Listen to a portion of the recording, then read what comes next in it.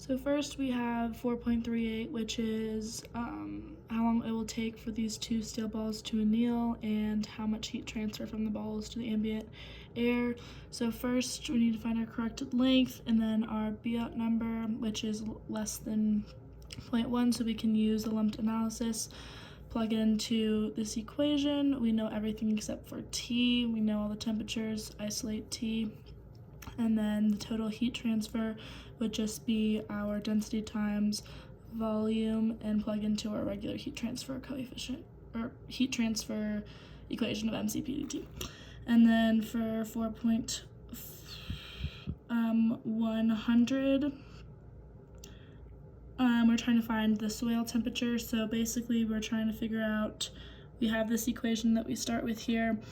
We know everything except for T. Yes, and so we can just plug in chug, and then it's pretty straightforward.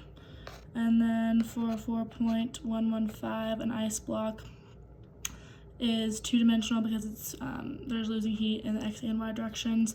So first we also need to find our Biot number for each direction, and those are different with corresponding equations for the temperature variation, which we know.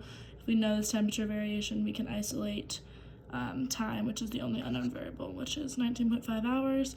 And lastly, the diffusion of two solids. So when there's two solids, we're assuming that there's a semi-infinite surface because carbon only penetrates a very thin layer.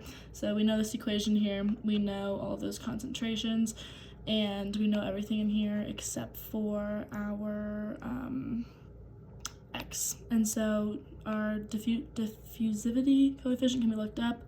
All these other numbers, time can be simplified, and from table 4.4 we can figure out what this is to set it equal to, and we get the following at different times.